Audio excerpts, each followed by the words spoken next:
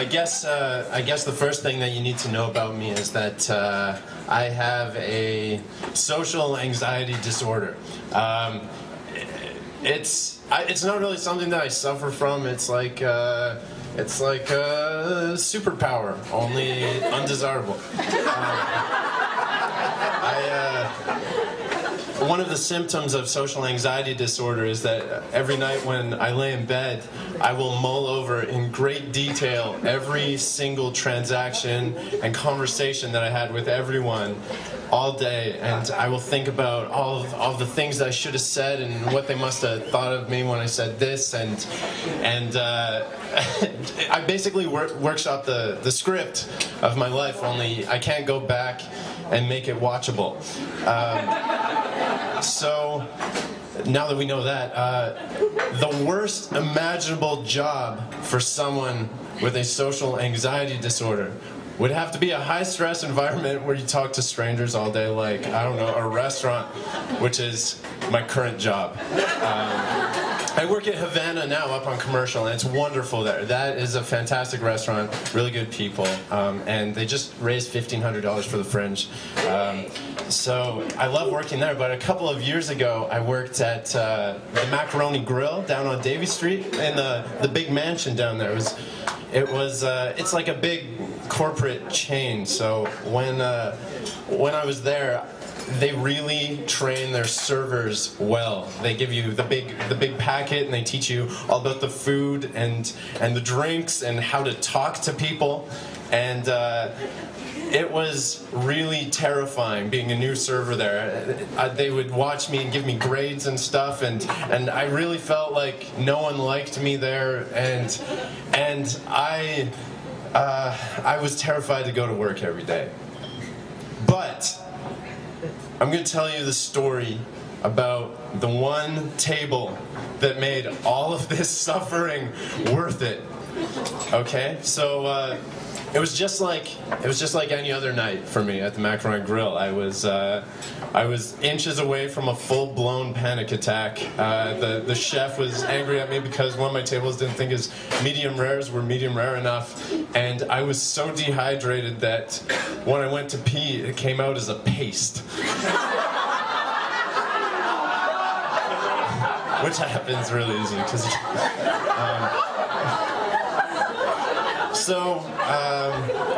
I was just barely hanging on in my section. I had a full section, and I was just sprinting around, and I got sat a table of 4. So I ran and I got their water to greet them, and I put the water on the table, and these people immediately put me at ease. They looked like really good people, like a really kind and present, and like my grandma would say, they were just a healthy-looking family.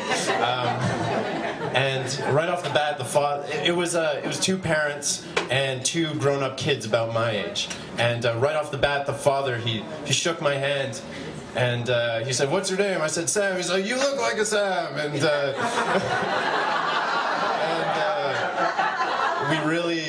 we really hit it off, and they were interested that I was a struggling / failed actor and writer, and everything was going totally great. They immediately became my favorite table, and they were my oasis in the mayhem. And they knew how to dine. They ordered 2 bottles of wine, and they had the appetizers, and they didn't order their mains until the appetizers got there. And I was really excited about it. So they ordered their entrees, and when I brought the entrees to the table, I asked the question that I was trained to ask. I said, "Is there anything else that I can get for you?"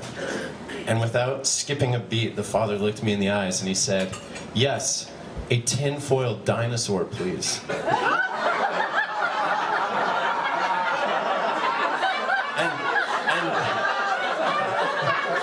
And before I could say, "What?" his daughter piped up, and she looked at me in the eye with a twinkle in her eye, and she said, "Yes, a tinfoil dinosaur would be perfect."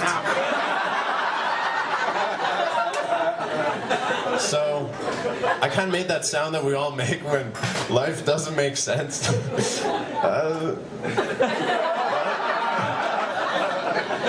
And then I'm like, okay, enjoy. And then I took a step away, and I thought, well, I guess I should clarify. Is there any particular type of dinosaur that you would prefer? And again, without skipping a beat, a Tyrannosaurus Rex, please. Very well.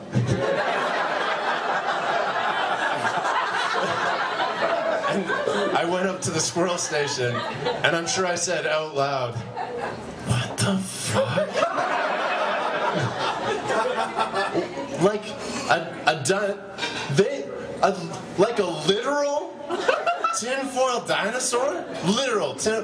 And then I remembered, oh, I know what just happened. This is like the time that someone ordered a brown cow and I didn't know what they were talking. They just ordered a fancy drink that I've never heard of. So, I'm so dumb. I really gotta crack that bar knowledge book. So I went up to the bar, and the bartender was like making his drinks, and he sensed me lurking, and he's like, "What can I get for you, Sam?" I said, "Doug, do the words tinfoil dinosaur mean anything to you?" I have no idea what you're talking about, Sam. Okay, so this confirmed to me that we were indeed talking about a literal tinfoil dinosaur. So I guess I need some tinfoil. So I went into the kitchen and I tore off a 7-foot piece of tinfoil, and I started sculpting. And I'm not noted for my artistic virtuosity, but this dinosaur was my Sistine Chapel. It was magnificent. It stood like 2.5 feet tall, and it had the big square head, and it was totally symmetrical, and it had the little T-Rex talon arms and big bulky legs and big sloping tail, and it stood up, and I made it, and everyone came in around me, like all my coworkers, when they came in, they're like, whoa, they were like watching like this great thing take place. And I took the dinosaur out to the table. Oh, and I tore off another 7-foot piece of tinfoil. And I dragged that behind me, and I put the dinosaur under my arm, and I strut to the table, and I planted it in the center of the table like it was the flag of my country. And their jaws hit the floor. They couldn't believe what I had just done. And then he's like, "What's that tinfoil? What's that piece of tinfoil for?" And I handed it to him, and this time I was deadpan. I said, "I challenge you." So then he started sculpting a dinosaur too.